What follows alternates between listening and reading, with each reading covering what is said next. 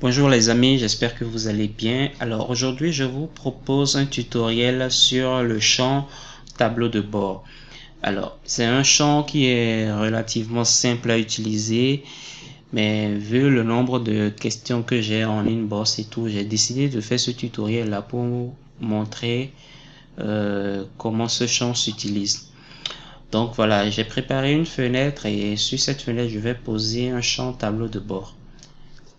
Ok, donc ça c'est le champ tableau de bord et nous allons tout de suite le configurer. Donc je fais un clic droit description et déjà bon, je vais lui changer de nom. Généralement je l'appelle TDB principal. Voilà, et ensuite nous allons dans les détails, et dans les détails on a la dimension et la présentation. Alors regardez le pictogramme ici, par exemple on a la largeur des widgets variables. Bon,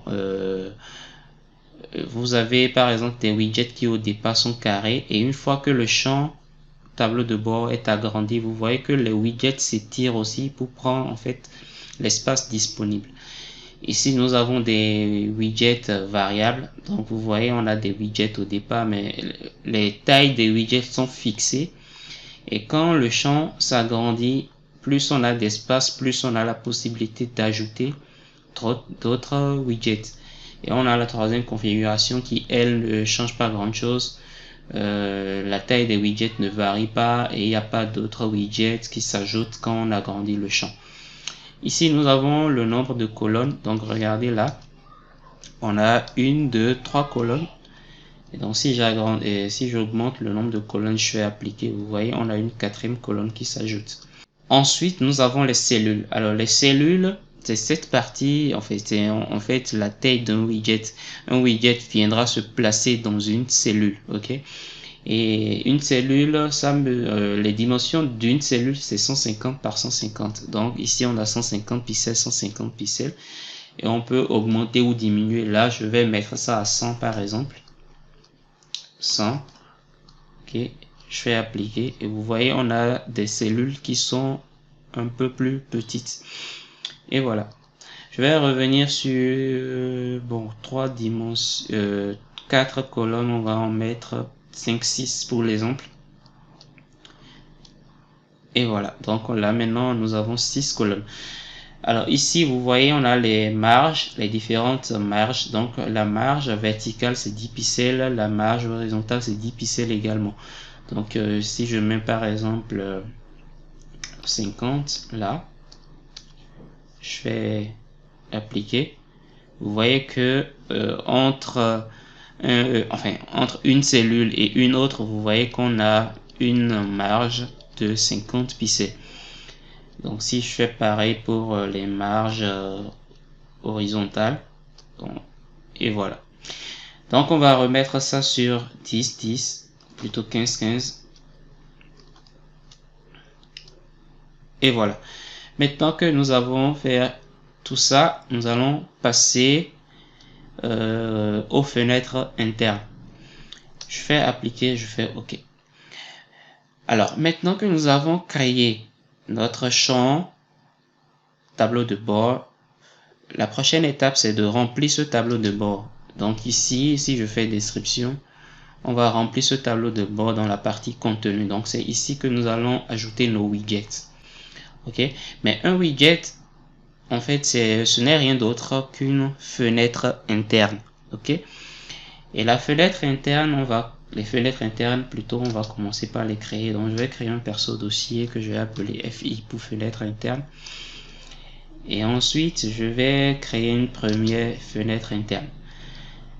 Donc, je fais nouveau, nouvelle fenêtre. Et là, je fais fenêtre interne et je fais OK. D'accord?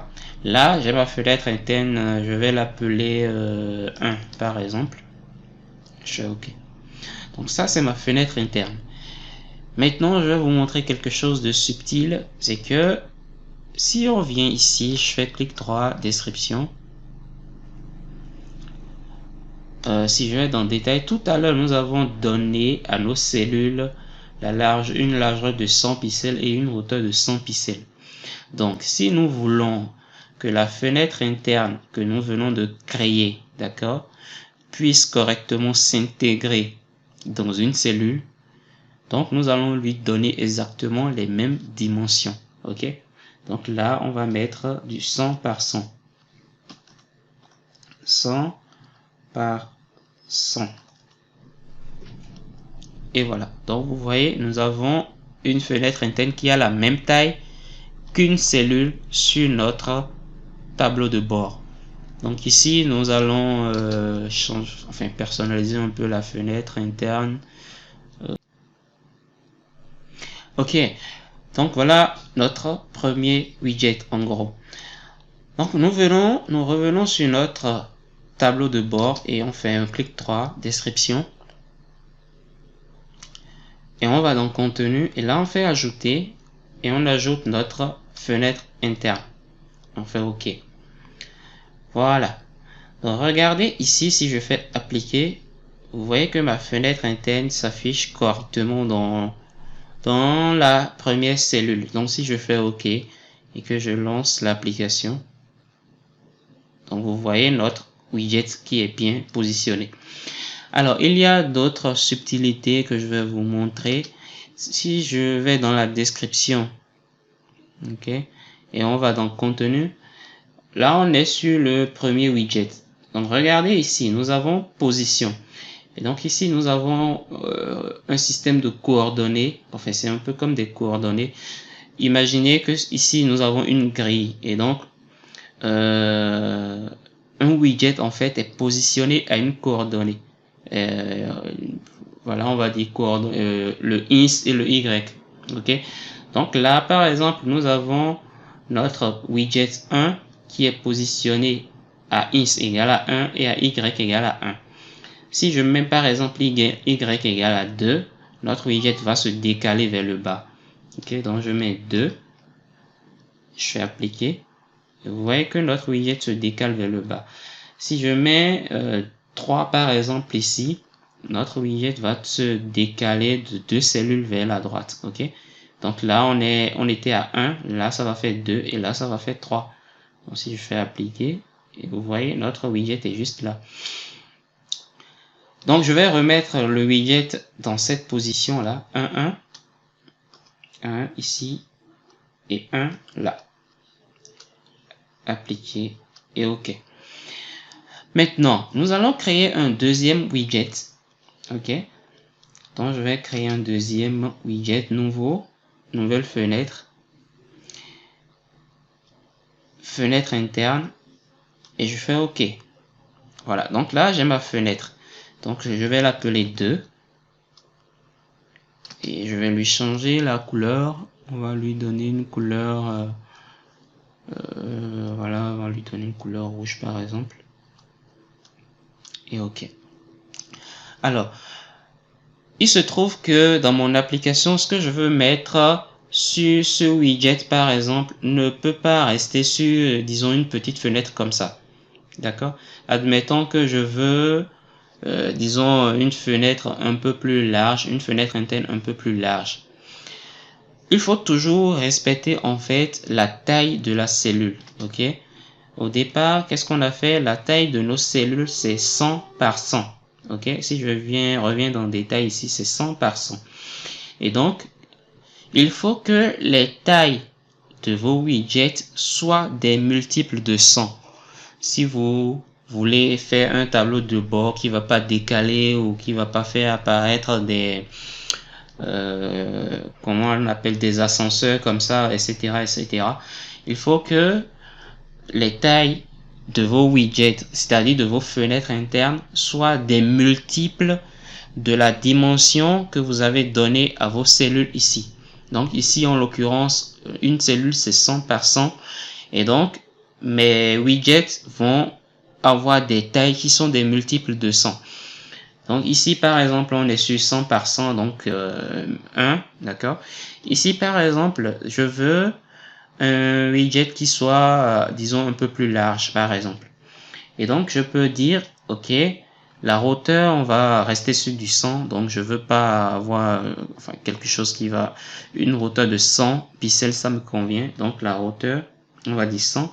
Mais la largeur, par exemple, je veux, par exemple, 4 unités de cellules, par exemple. Donc, on va faire du 400, ok, 400 par 100. D'accord? Donc, vous voyez là, par exemple, j'ai 4. Donc, en gros, ce widget va prendre dans mon tableau de bord, ce widget va prendre 4 cellules. On est d'accord? Donc, on va déjà là, je vais copier ce libellé. Je vais le mettre juste là. Je vais mettre ici 2. Ok. Ensuite, on va centrer ceci dans notre fenêtre. Ok. Donc ça, c'est notre deuxième widget. On retourne ici. On fait un clic droit, description, contenu. Et ici, nous allons ajouter notre deuxième widget qui est là. On fait OK. Et vous voyez que Windev détecte automatiquement que notre widget en fait 4. Donc vous voyez, regarde largeur, hauteur et vous voyez la valeur, c'est en cellules. Donc ici, notre widget 2, sa valeur en cellules pour la largeur, c'est 4. Okay? Parce que tout à l'heure, j'ai fait 400 pixels pour ce widget là. Or, la valeur d'une cellule, c'est 100 pixels. Donc là, on a 4 cellules et on a une cellule en hauteur. Et si j'applique ça, vous voyez justement que mon widget a pris la place de 4 cellules. Ok? Donc voilà un peu comment ça fonctionne. Donc je fais appliquer, OK. Et si on lance, vous voyez, donc on a nos widgets qui sont bien positionnés. Alors on va faire un dernier exemple qui va être un peu plus enfin, on va pas dire, c'est pas si complexe que ça. À partir du moment où vous comprenez ce système de coordonnées, etc., etc., c'est assez simple quand même. Ok.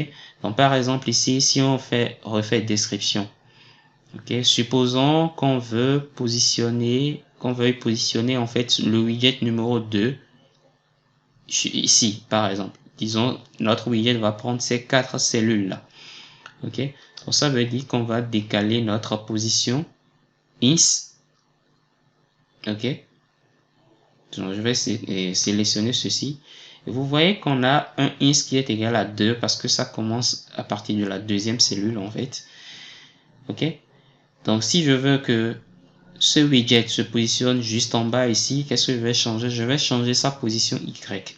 Donc si on passe à 2 par exemple, je fais appliquer, vous voyez que ça descend d'un cran. Et si je mets 3, vous voyez que ça descend d'un cran. Et si je veux par exemple le décaler encore vers la droite, donc au lieu de ins égale à 2, je vais mettre ins égale à 3. Et voilà. Donc nous allons créer un troisième widget que nous allons positionner ici. Ok, là. Donc là, on va faire un troisième widget nouvelle fenêtre. Bon, déjà, je pense que pour faire simple, je vais dupliquer ceci. Si j'ai là, voilà, je le duplique. Je vais l'appeler 3. Ok. Et donc, je disais qu'on va positionner ce widget sur ces 4 cellules là. Et donc, notre widget, ça va faire 100, 100 pour la largeur, 100, 100 pour la hauteur. Donc, ça fait 200 par 200. Donc, je viens sur 3. Et je vais lui donner 200 par 200. 200 par 200. Et voilà. Et ici, je vais mettre 3. Que je vais bien évidemment centrer dans la fenêtre centrée. Et on va changer la couleur. Donc ici, ça va être on va mettre du vert. Et on va mettre du vert. Ok. Donc voilà, ça c'est notre troisième widget. Et on retourne sur notre fenêtre ici. Description. Donc ici, on fait ajouter une nouvelle fois. Et on ajoute notre widget 3. Et voilà. Donc j'applique. Maintenant, je ne veux pas que mon widget soit là, mais plutôt juste là. Et donc, je vais lui dire que sa position en X, c'est 1. Parce que tout ce qui est ici, c'est X égale à 1. Donc, sa position en X, c'est 1. Mais sa position en Y, ça va être 2. Parce que je veux qu'il se positionne, enfin, à partir de la deuxième cellule juste là. Donc, je vais mettre 2 ici. Et je vais appliquer. Et vous voyez que, bon, widget, c'est bien positionné. On va corriger, en fait, la position du premier widget, là, qui s'est décalé. Donc, on va lui remettre 1. Et voilà. Donc, je vais appliquer. Et go. Et voilà.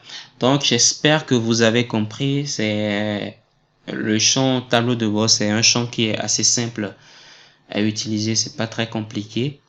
Donc voilà, j'espère que ce tutoriel va vous aider et n'hésitez pas à partager la vidéo, à vous abonner à la chaîne et voilà, on se retrouve très bientôt pour de nouvelles vidéos.